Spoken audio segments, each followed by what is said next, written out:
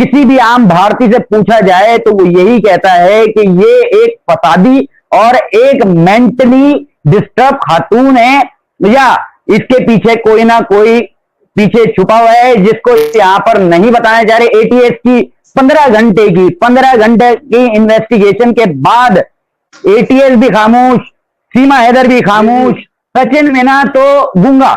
उसने तो आज तक, अगर मोहब्बत की शादी होती तो दो तरफा जो है जबान चलती है, आई लव यू इधर से भी आता है, आई लव यू इधर से भी आता है, मगर आई लव यू सिर्फ और सिर्फ सीमा हैदर की तरफ से है। आज तक सचिन मीना ने सीमा हैदर को आई लव यू नहीं किया। क्या ये आई लव यू जो सीमा हैदर है ये वाकई सचिन मीना की आई लव यू है या किसी और की आई लव यू है, ये भी एक सवालिया निशान है जनाब। अच्छा, सबसे पहले तो जो है सीमा हैदर की आपने कहा कि शुरुआत की जो बात थी, पहले जब सीमा हैदर केस जैसे ही हाईलाइट हुआ था तो एक मौमा बना हुआ था कि ये भारत से ही तो ताल्लुक रखने वाली कोई खातून नहीं है जिनको जो है भारतीय मीडिया पर सामने लेकर आया जा रहा है और ये भारतीय जासूस के तौर पर जो है इस्तेमाल किया जा रहा है। तो इस चीज की कोई भी तस्दीक नहीं कर पा रहा था कि वो आया वो पाकिस्तानी है या पाकिस्तानी नहीं है, आया वो कराची में रहती है या कराची में नहीं रहती। जिस तरीके की बातें सीमा हैदर कर रही थी, पाकिस्तान में खवातीन के ऊपर जुल्म ज्यादती होती है, मतलब काला काली का जो कानून की वो बात कर रही थी, तो कराची उससे दूर दूर तक उसका कोई ताल्लुक नहीं है। उसी चीज की तस्दीक करने के लिए सीमा हैदर के घर की हमने खोज लगाई, उसके घर तक पहुंचे, उसके घर पर जिस घर पे वो रिहाइश पजीर थी उसके मालिक मकान से मिले, जिस दुकान से वो इजी लोड करवाती थी और जिस इजी लोड के तहत उसका ताल्लुक जुड़ा ये सचिन मीना से, उस इजी लोड की दुकान पर गए। उस इजी लोड वाले का इंटरव्यू भी मैंने जो है अपने यूट्यूब चैनल पर जो है अपलोड किया, वो भी लोगों ने सुना। उसके बाद सीमा हैदर के जो शौहर हैं, ये हैदर साहब, गुलाम हैदर के जो जिगरी दोस्त हैं, जिनके साथ गुलाम हैदर पाकिस्तान में काम करते थे, रेती बजरी का, उनसे मुलाकात हुई घरेलू जो है माली मामलात के हवाले से। तो वहां पर यह बताया गया कि सीमा हैदर जो कह रही है कि मेरे साथ जुल्म ज्यादती होती थी और बहुत गंदा कानून है, कोई जो है मेरी देखभाल नहीं थी, मेरे बच्चों का फ्यूचर नहीं था। यहां बताना चाहूंगा कि मालिक मकान का कहना था कि जो जिंदगी हम मालिक मकान होते हुए नहीं गुजार रहे, उससे लाख दर्जे बेहतर जिंदगी ये किराएदार होते हुए गुजार रही है। वक्त से पहले गुलाम हैदर किराया भिजवा देता था, 1 से 1.5 लाख रुपए माहाना खर्चा भिजवाया जाता था। दुकानदार ने यह बताया एक से एक मोबाइल की एसेसरीज ये खातून लेने आती थी। हैंड फ्री का उनको बहुत शौक था सीमा हैदर को। अब वहां पर रोटियां पका रही हैं और बहुत ही जो है गरीबी की जिंदगी हम सोशल मीडिया पे देख रहे हैं। तो यहाँ पर अमीर जादों की तरह, अमीर जादियों की तरह शहजादियों वाली जिंदगी गुलाम हैदर ने दी हुई थी। गलती उसके साथ ये हो गई कि वो शख्स अपने बच्चों और अपनी बीवी के लिए बाहर मुल्क गया और वहां पर अपने बच्चों और बीवी के मुस्तकबिल के लिए उसने इतनी मेहनत कर ली कि वो शख्स पाकिस्तान तकरीबन 2 से 3 साल के अरसे तक नहीं आया। यानी कि फिजिकल चेक एंड बैलेंस ना होने की वजह से वो खातून वहां पर लगी। अब ट्रैप हुई है या नहीं हुई है, मदद के हवाले से जो वहां पर शुरुआत में बात फैली थी कि सीमा हैदर जो है कलमा नहीं जानती, कलमे के हवाले से बहुत सारे जो है उसके इंटरव्यूज आए, उसने कहा मुझे कलमा नहीं आता, मुझे ला इलाहा इल्लल्लाह मोहम्मद रसूलुल्लाह सूरह फातिहा नहीं आती, नमाज के औकात नहीं, नमाजों के नाम सीमा हैदर को मालूम नहीं थे। तो उसके बारे में भी मैंने मालूमात की। तो वहां पर आसपास के लोग, पड़ोसियों और मालिक मकान का ये कहना था कि वो जो है एक जो मजहबी जो त्योहार होते हैं, मजहबी जो रिवायात होती हैं, उनको लेकर चलने वाली खातून थी। यानी कि मजहब से एक करीब खातून जो होती है, जो पाकिस्तान में एक फैमिली लेकर चल रही हो, तो वो उसी तरीके से चल रही थी। अब न जाने किस तरीके से उस खातून को ट्रैप किया गया, और ट्रांजेक्शन के हवाले से भी जो है जिस तरीके से इजी पैसा या दीगर जो जैज कैश या दीगर जो ट्रांजेक्शन होती हैं, उसमें ये मालूमात हुई कि वो ट्रांजेक्शन थोड़ी सी आगे पीछे से भी आती थी। हफ्तेवार, 3 दिन के बाद, 5 दिन के बाद, 7 दिन के बाद, 10 दिन के बाद, महीने बाद उसका शौहर ट्रांजेक्शन करता था, उसके दोस्त ने ये बताया कि हमारे थ्रू वो पैसे आते थे और सीमा हैदर तक पहुंचते थे। मगर सवाल ये पैदा होता है कि जो 5-5, 10-10, 15-15, 20-20, 25-25 हजार रुपए, 30-30 हजार रुपए की जो हर 4, 6, 8, 10, 15 दिन बाद जो ट्रांजेक्शन होती थी, वो चीजें किस तरफ जा रही हैं। ये कुछ सवालात शुरू में हुए पाकिस्तान में। इस केस को जो है हम लोगों ने एक इंफरादी तौर पर लिया है, क्योंकि ये एक इंफरादी अमल हो सकता है। इंडिया में इस केस को पाकिस्तान मुल्क से जोड़ने की कोशिश की है। तो यहां पर सबसे बड़ा जो मनफी किरदार इंडियन मीडिया का, जैसे ये अल्लाहू चैनल के जो हमारे भाई कह रहे थे कि हम चाहते तो इंडिया को इस केस में ऐसा उलझाते, हमारा मीडिया, सोशल मीडिया ऐसा उलझाता कि वो खुद ही इस चीज में फंस जाते। मगर हमने एक फर्द का अमल रखते हुए इस केस को इतना ज्यादा हाईलाइट नहीं किया, इतना ज्यादा जो है दो मुल्कों को तोड़ने और लड़ाई करने के फसाद के तौर पर हमने नहीं लिया।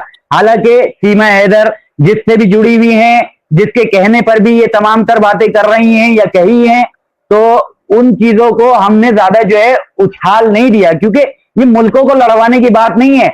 बात सिर्फ ये है, सीमा हैदर की भी नहीं। सीमा हैदर जिस तरीके से भाई बता रहे थे कि भारत से आए हुए बाप बेटे यहां पर आए हैं, अगर उस मुल्क से तंग है कोई मसला नहीं है। ऐसा अगर जो है अदनान समी जैसी मिसाल ले लें कि अदनान समी ने इंडियन शहरियत ले ली है, तो सीमा हैदर अगर जो है भारतीय शहरियत लेना चाह रही है तो कोई इश्यू वाली बात नहीं है।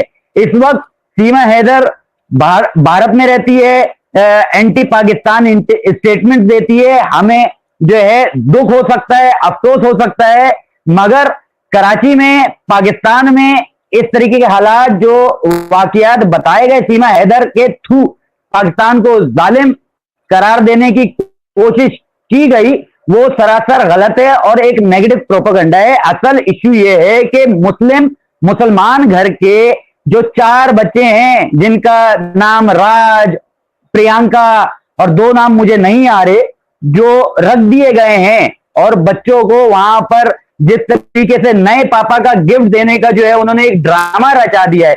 बात यह है कि पाकिस्तान के वो बच्चे जिनके जो है खानदान वाले यहां पर टेक केयर कर सकते हैं, गुलाम हैदर के हवाले से सिर्फ और सिर्फ मैं उनको मशवरा देना चाहूंगा कि बीवियां बदल जाती हैं, तब्दील हो जाती हैं। एक शख्स, अगर एक खातून जो है जब आपके हाथ में आ ही नहीं रही है, तो आपको फिलहाल उन खातून से जान छुड़ा लेनी चाहिए और अल्लाह के ऊपर छोड़ देने चाहिए कि उसकी आखिरत का या उसके कर्म का जो भी नतीजा है वो अल्लाह ताला करेगा। मगर अगर आप एक बेहतर वालिद हैं, एक बेहतर मुसलमान हैं, तो आप अपने बच्चों की तरबियत के लिए, उनके मुस्तकबिल के लिए, उनकी कस्टडी के लिए इस केस को आगे बढ़ाएं, ना कि आप सीमा हैदर के हवाले से बात करें। जब एक बार शादी हो गई, 4 रातें दूसरे शख्स के साथ गुजार ली गई, माजरत के साथ थोड़े से ये अल्फाज कहने पड़ते हैं, केस इतना क्रिटिकल है कि सीमा हैदर ने जब 4 रातें सचिन के साथ गुजार ली तो आपका निकाह तो वहीं खत्म हो गया। जब उसने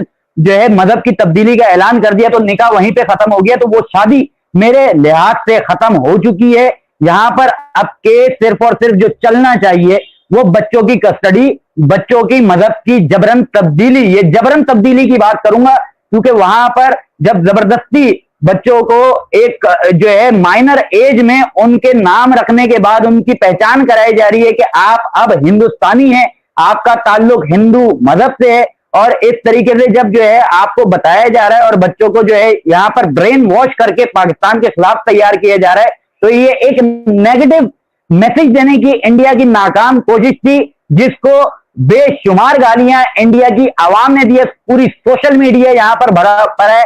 और अगर एक आम भारतीय, किसी भी आम भारतीय से पूछा जाए तो वो यही कहता है कि ये एक फसादी और एक मेंटली डिस्टर्ब खातून है, या इसके पीछे कोई ना कोई पीछे छुपा हुआ है, जिसको यहां पर नहीं बताया जा रहा। एटीएस की 15 घंटे की इन्वेस्टिगेशन के बाद एटीएस भी खामोश, सीमा हैदर भी खामोश, सचिन मीना तो गूंगा।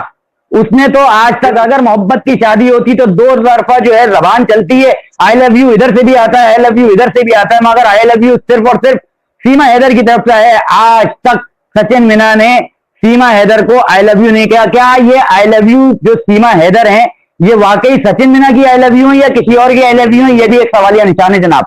उसी चीज की तस्दीक करने के लिए सीमा हैदर के घर की हमने खोज लगाई, उसके घर तक पहुंचे, उसके घर पर, जिस घर पे वो रिहाइश पजीर थी, उसके मालिक मकान से मिले, जिस दुकान से वो इजी लोड करवाती थी और जिस इजी लोड के तहत उसका ताल्लुक जुड़ा ये सचिन मीना से, उस इजी लोड की दुकान पर गए। उस इजी लोड वाले का इंटरव्यू भी मैंने जो है अपने यूट्यूब चैनल पर जो है अपलोड किया, वो भी लोगों ने सुना।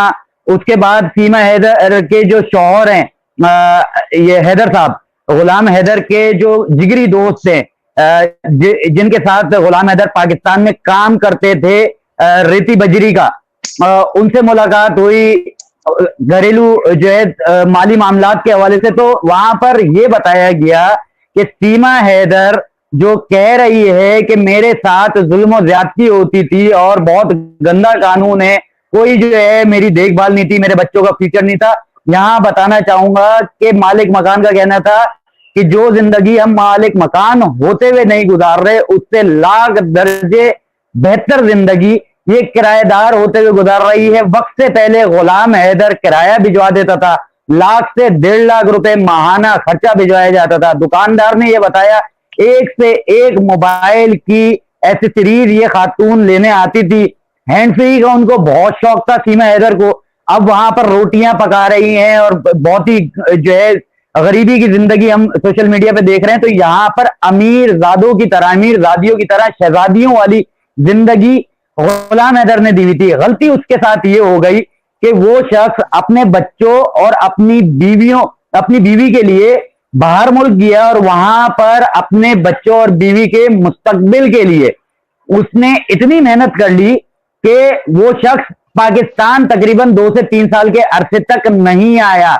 यानी कि फिजिकल चेक एंड बैलेंस ना होने की वजह से वो खातून वहां पर लगी। अब ट्रैप हुई है या नहीं हुई है, मदद के हवाले से जो वहां पर शुरुआत में बात फैली थी कि सीमा हैदर जो है कलमा नहीं जानती, कलमे के हवाले से बहुत सारे जो है उसके इंटरव्यूज आए, उसने कहा मुझे कलमा नहीं आता, मुझे ला इलाहा इल्लल्लाह मोहम्मद रसूलुल्लाह सूरह फातिहा नहीं आती, नमाज के औकात नहीं, नमाजों के नाम सीमा हैदर को मालूम नहीं थे। तो उसके बारे में भी मैंने मालूमात की।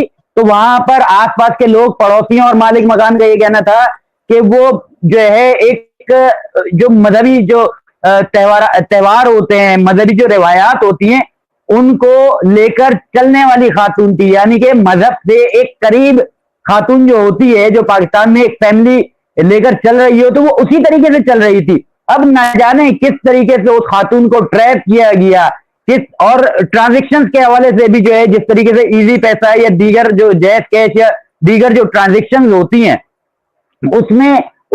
उसमें ये मालूमात हुई कि वो ट्रांजेक्शन थोड़ी सी आगे पीछे से भी आती थी।